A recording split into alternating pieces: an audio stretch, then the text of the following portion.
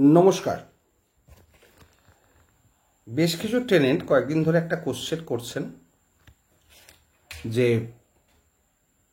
Eviction notice পাওয়ার পর landlord naturally ভাড়া নেবে না, সেক্ষেত্রে রেন্ট কন্ট্রোলে দেওয়া যায় কিনা।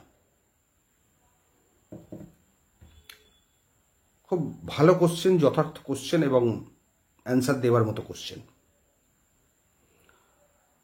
আপনার কাছে যদি এভিকশন নোটিশ আসে, ন্যাচারালি ল্যান্ডলর্ড ভাড়া নেয় না, খুব স্বাভাবিক ব্যাপার, কারণ আপনার টেনেন্সিটাই ডিটারমাইন করে দিয়েছে, স্টপ করে দিয়েছে। এবং নোটিশ পাওয়ার পরে যখন মামলা ফাইল হয় তখন আর আপনি বোনাফাইড টেনেন্ট থাকছেন না, সেটা হয় স্ট্যাটুটারি টেনেন্ট। আপনার ভাড়া ল্যান্ডলর্ড কখনোই নেবেন না, যেহেতু নোটিশ পাঠিয়ে দিয়েছে। আপনি তখন রেন্ট কন্ট্রোলে অবশ্যই ভাড়া জমা দিতে পারেন। রেন্ট কন্ট্রোলে ভাড়া জমা দেওয়ার আগে আপনাকে যেটা করতে হবে সেটা হচ্ছে ওখানে আপনাকে মানি অর্ডার করতে হবে ল্যান্ডলর্ডকে। যে মাসের ভাড়া সেই পরের মাসের 15 তারিখের মধ্যে, অথবা যদি অ্যাডভান্স ভাড়া দেওয়ার ব্যাপার থাকে তাহলে সেই মাসের ভাড়া সেই মাসের 7 তারিখের মধ্যে, যেরকম আপনার এগ্রিমেন্টে লেখা আছে, মানি অর্ডার করতে হবে।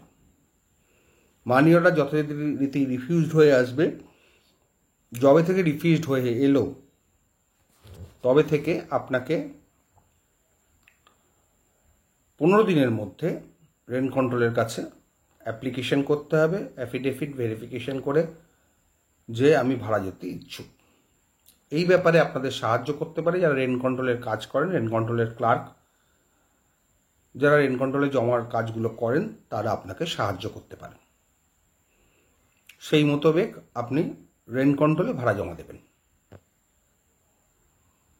রেন্ট কন্ট্রোল যে দেখতে চাইবে, আপনার লাস্ট রিসিপ্টটা দেখতে চাইবে, এগ্রিমেন্ট কোনো কিছু থাকলে সেটা দেখতে চাইবে। এবং একটা কথা মাথায় রাখবেন, যদি টেনেন্ট মারা যায় তাহলে তার 5 বছর অবধি রেন্ট কন্ট্রোল জমা নিতে পারবে। রেন্ট বিলে যার নাম আছে সে তিনি যদি মারা যান তারপরে কিন্তু রেন্ট কন্ট্রোল নেবে না। এটা গেল নোটিশ পাওয়ার পরে। কিন্তু যদি দেখেন এভিকশন স্যুট ফাইল হয়ে গেছে, সেক্ষেত্রে কিন্তু আপনি ভুলেও রেন্ট কন্ট্রোলে জমা আর দেবেন না।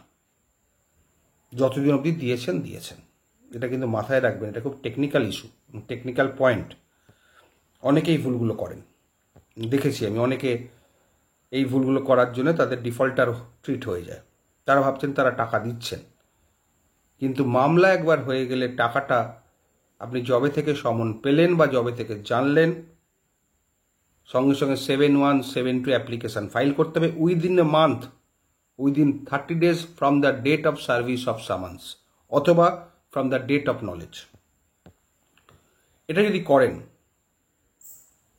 তাহলে আপনাকে কোর্টে ভাড়াটা জমা দিতে হবে, এবং যতদিন রেন্ট কন্ট্রোল দিয়েছেন তারপর থেকে। না হলে কিন্তু ভাড়া জমা কোর্টে মামলা সমন পাওয়ার পরেও যদি আপনি রেন্ট কন্ট্রোলে জমা দেন, এন্টায়ার ডিপোজিটটা কিন্তু ব্যাড ডিপোজিট হবে সমন পাওয়ার পর থেকে।